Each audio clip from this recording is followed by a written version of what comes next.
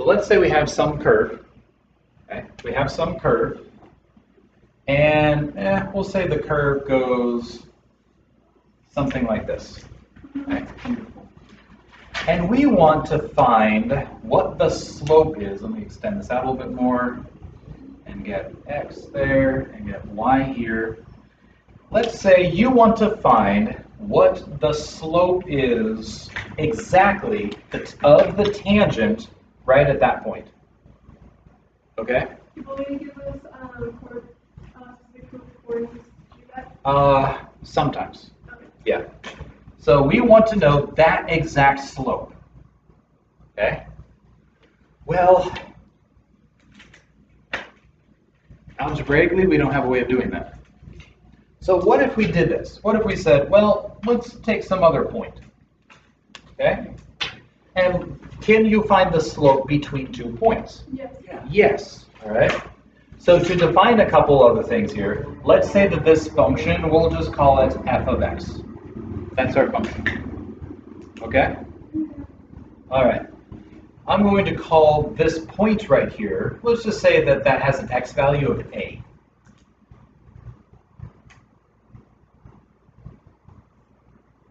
Good so far? Okay.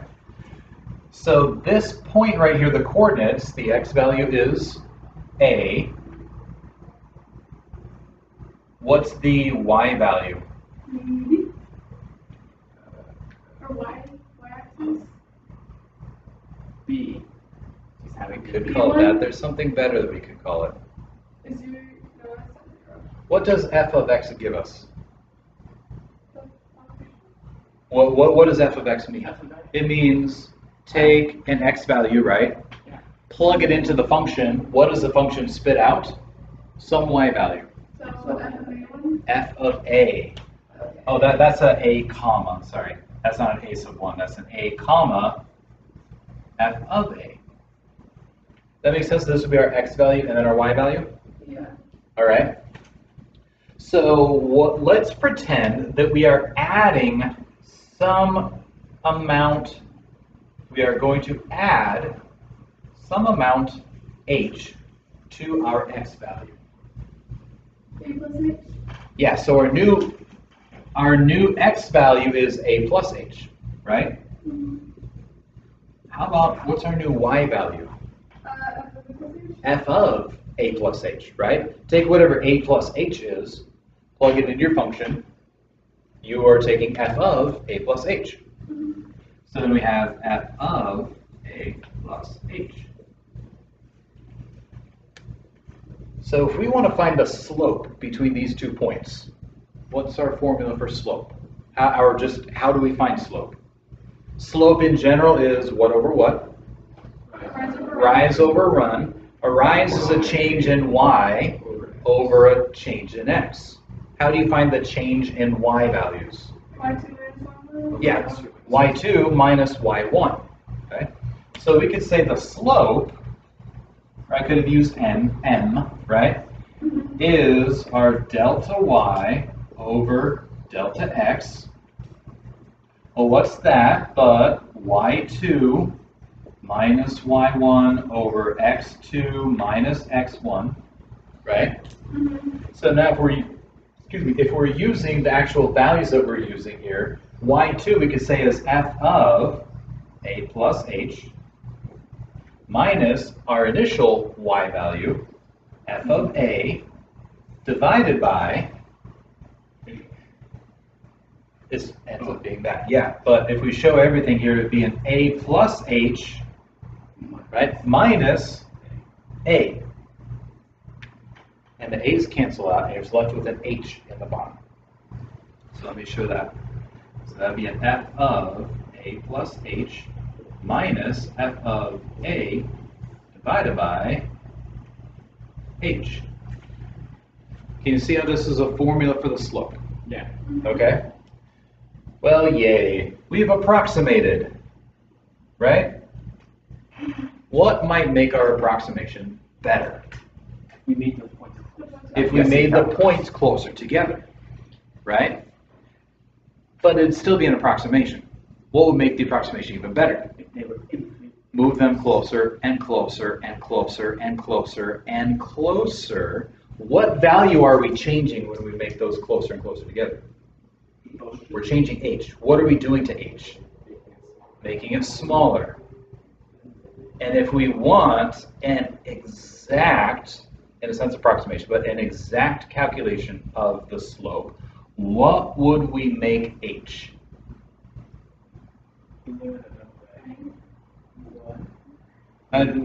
These are 2 points, right? We want the slope at 1 point. Practically speaking, in order to get these to be 1 point, what does h need to be? 0. Can I plug 0 in? No, it could. I could. I'd explode the universe, right? Okay. So I can't plug 0 in. We can get close to 0. We get infinitely close to 0.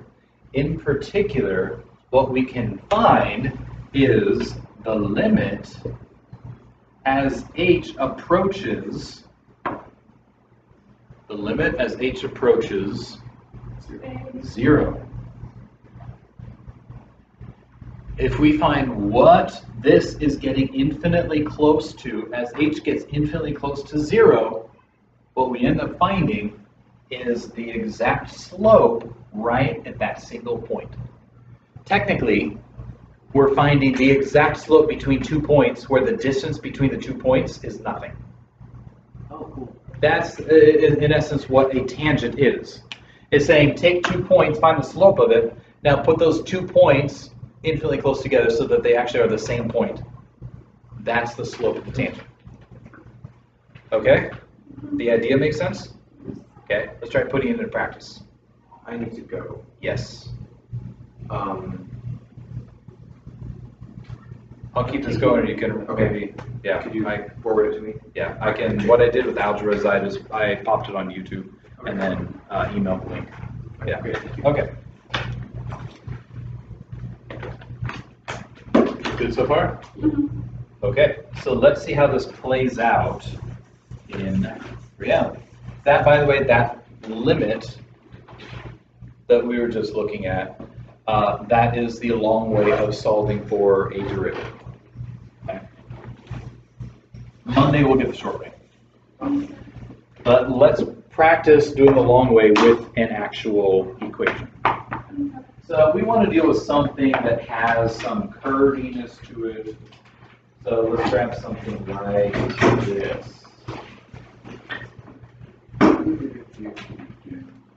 Yeah, sure. Let's do number 7 from this lesson.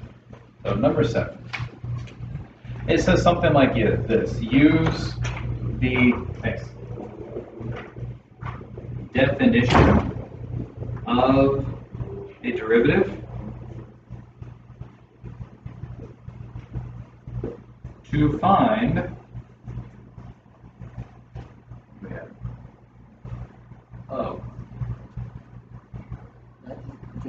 No, I'm going to do number 5. Sorry, I'm going to do number 5 actually.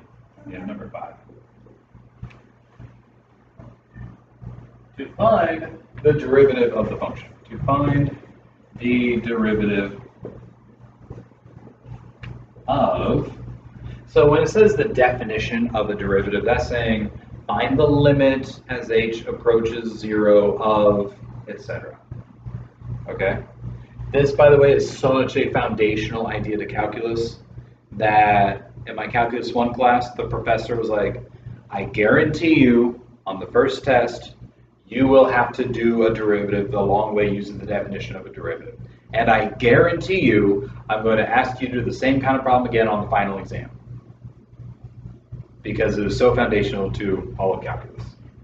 And so we want to find the derivative of f of x equals x squared plus x. F of x equals x squared plus x. Okay? So, now we're not dealing with a specific x value like we were with that example of, whereas using a to represent some particular x value. So rather than dealing with f of a and f of a plus h, we want to end up with the formula that's good for any value of x, so we're just going to stick with x's instead of using a to represent some particular value of x. Does that make sense?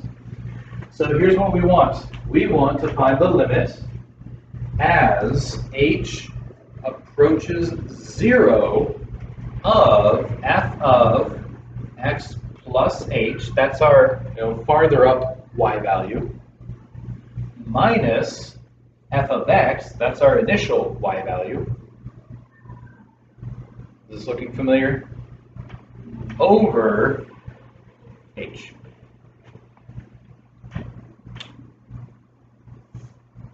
Okay, good so far? All right, so what is going to be f of x plus h? So what do we need to do? We need to take x plus h and plug it in to what? Plug it in for x here and here, right? Yes. So that's going to be, I started to do something bad. What I started to do is I just started to write my formula. I'm taking the limit as h approaches 0 of stuff. You have to keep rewriting limit until whatever you're taking the limit of disappears. It's no longer in your equation. I'll re-explain what I mean by that when I get there. So we are finding the limit as h approaches 0, gotta rewrite that, of, now I can plug in the stuff, x plus h squared plus, I'm going to use brackets here for my first function, plus x plus h minus x squared plus x over h. Can you see why I use brackets? Because I need parentheses here for the squaring. So I use brackets to represent this chunk right here is my f of x plus h. Does that make sense? This chunk right here is my f of x plus h, and I'm subtracting f of x. Just to kind of keep things nice and tidy, especially to make sure I distribute this negative. Right? If I did this minus x squared plus h. I'm subtracting the whole thing, not just the first term, right? So I have to be careful with that. Okay, so what we need to do now is start simplifying, and we'll see what happens. So I might have enough room if I come down here to keep going. So we're still finding the limit as h approaches 0. Okay? All right. What happens to the x plus h squared? What does that become? An x squared plus 2xh plus h squared, good. And then I have plus x plus h minus what? X squared and also minus x. All of that over h.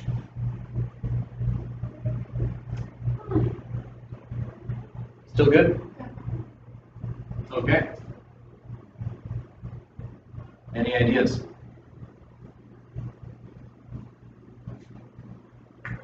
Not really. Take away the stuff that we got. That takes a while. So simplify it. Yeah. What else? The x's. I think it's it.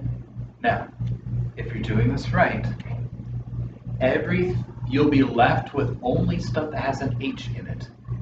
Okay. And guess what you can, because currently, can we plug 0 in for h? No. No, because it's h by itself in the denominator. What you end up with is every term in the numerator has an h. That means you can factor an h out, and you have h over h, and you're just left with x's. And life is wonderful. Okay? I think there's enough room. But there's a squared. We just Yeah. h. And we will see what happens with that. So limit as h approaches 0. So if we rewrite this, what do we have now? We have 2xh, right? Plus h squared plus h, yes? Yes. Over h, Yes. okay? I ran out of room. I think think we can finish it if I bring it right up to here. And I worked myself into a corner here. Sorry about that. So if I factor an h out of the top and the bottom, so I factor an h out, we're still finding the limit. I haven't gotten rid of h yet, so I still have to keep writing the limit as h approaches 0 of, so I factor my h out. I'm going to go h over h, right, times what? What happens to my top? 2x plus h plus 1. 2x plus h plus 1. Beautiful. And it's just that. Technically over 1, right? Okay. This cancels. Yes? Yeah. Yep. Hey, we can Can I plug in 0 for h now? Yeah. Yeah. Yes. And I am now actually plugging in h for 0, making it so I no longer am dealing with any h's. I'm no longer like saying what I'm about to do is to find the limit. We actually are finding what the limit is. So this becomes what? 2x plus 1. Wow. So let's revisit the idea that's going on here. 2x plus 1 is a new equation.